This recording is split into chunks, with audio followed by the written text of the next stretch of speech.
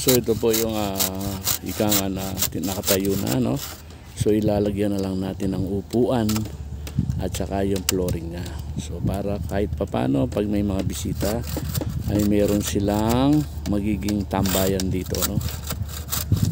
O kaya pag may mga tao tayong nagpapaklase tayo rito, meron silang maupuan dito sa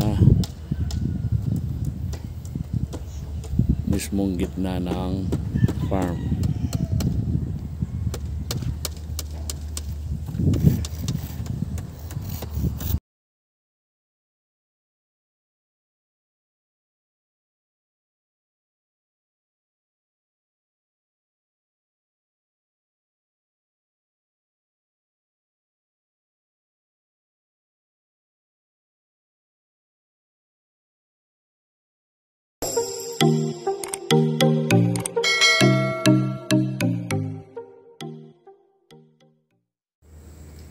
Isang mapagpalang araw na naman po at mga kaagri, mga kasaka. So nandito na naman po tayo para ipakita kung ano ang ginagawa natin dito sa Laksong Farm. Ayan. So nandito ating mga kaibigan o mga kasama dito sa farm. Nandito si Toto at saka si Saddam Hussein. Saddam Hussein, tumawa dyan. Kaway-kaway ka, Saddam Hussein. Ayun. Tsaka po yung kasama na doon. Ayan po si Tarzan and Baby Jane. Actually po Tarzan ang kanyang pangalan. So ipakikita lang po natin ngayon kung paano po ang kanilang ginagawa. Sa mga nakaraang video po, pinakita natin kung ano ang hirap na ginagawa dito, paano makapag-produce ng isang ginagawang tawag rito. Yung nilalagyan po ng kawayan, tapos binabagyan po ng pinaka separate o partition ang ating bukid, para kung sakali ay merong mga harang. So ayan po. Yan. So ito ay ginagawa din ngayon. Yung kasalukuyan po nilalagyan ng net. So ibang pamamaraan ito katulad ng una nating pinakita. Kasi yung una pong ginawa natin, nauna po ang kawayan. Tapos naglagyan ng net. Pagkatapos nung nakalagay na lahat, doon naglagay po ng lupa. So ito po ay parang baligtad ang ginawa natin ngayon. Dahil pinagawa po natin doon sa mga nakarang video po natin ay meron po tayong ginamit na machine dito, yung excavator o backhoe na sinasabi natin. So ngayon nauna itong lupa. Ayan. So tapos naglagay lang po sila ng mga kawayan. Tapos ayan po, para ibinaon isa-isa, katulad po ng mga nakaraang video natin, yung paano nilalagay ang isang kawayan, no? Pinupokpok po nila ng isang matigas na bagay, yung tinatawag na axle, no? Dun sa mga isa pong ano yun, piyesa sa isang sasakyan, kaya tinatawag na axle, mabigat na bagay. So pinupokpok nila para maibaon ang mga kawayan. So nandito na sila ngayon para maglagay na ng net. Ayan, pinapako. So pagkatapos ipako yan, lilinisin ulit ito, tapos ibababa yung net, tapos lalagyan ng lupa. So para kung sakasakaling uulan o anuman itong lupa na nailagay ng excavator dito ay hindi po aagos, no? So kaya natin isinisave ang ating mga pinagawa ngayon. Actually magastos po kung magastos, kaya lang sayang po ang itong effort ng ginawa natin, gastos at paggamit ng isang excavator. Kung sa mga darating na panahon magkakaroon po tayo ng wet season o tag-ulan, ngayon baka aagos lang po itong lupa, no? So kaya tapo sinesave natin itong mga tinrabaho ng nakaraang araw.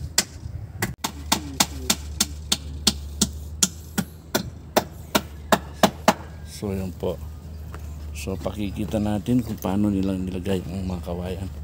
So ayan. Ayan po, ang gandang tingnan. Diretso po ang pagkakalagay.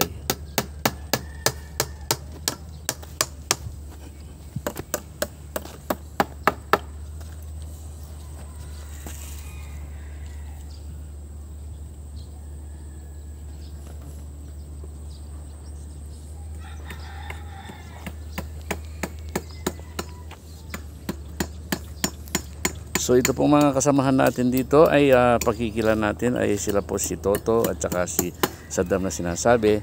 Sila po ay taga Masantol. Anong barangay nyo? Santa Cruz.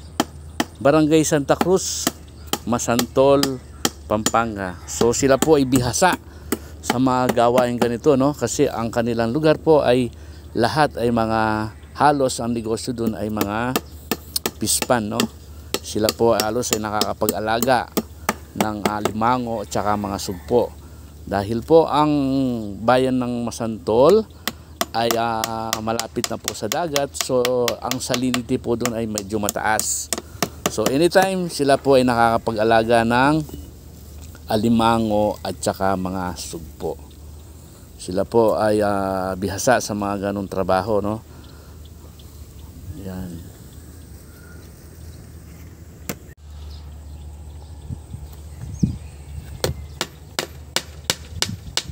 So ito na po sila at tatlo na sila nagtutulong-tulungan para mailagay itong net na binili natin, kulay green po, no? Ayan.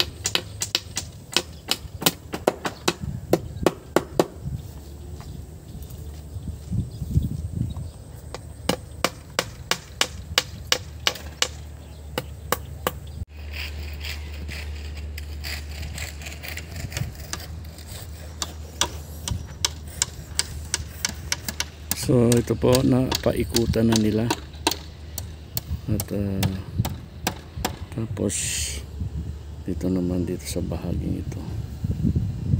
So tapos pakikita rin natin na meron na rin tayong ayan, tayo ng kubo dyan. So bali nakaisa na tayo, tapos ayan po yung pangalawa, tapos yun naman po yung pangatlo. So tatlo po ang itatayo nating kubo rito, no? So ito po yung ika nga na nakatayo na, no? So ilalagyan na lang natin ng upuan at saka yung flooring nga. So para kahit papano pag may mga bisita ay meron silang magiging tambayan dito, no? O kaya pag may mga tao tayong nagpapaklase tayo rito, meron silang maupuan dito sa mismong gitna ng farm.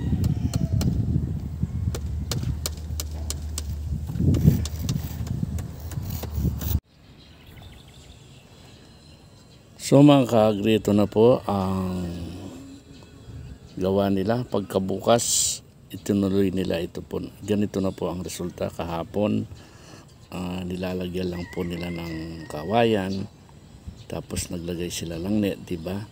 Tapos ayan po. So ngayon, ito po ay naglalagay na sila ng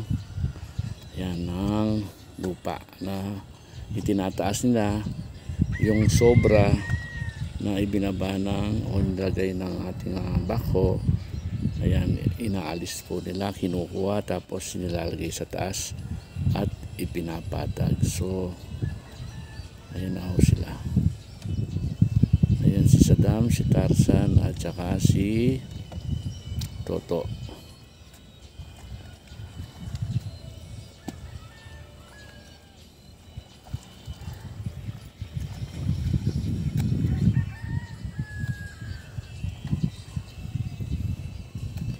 So ito po,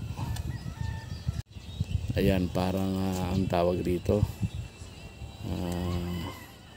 naigi na itong ating pinagawang mga dike, no, o harang ng ating mga ginawa rito. So ayan na ho sila.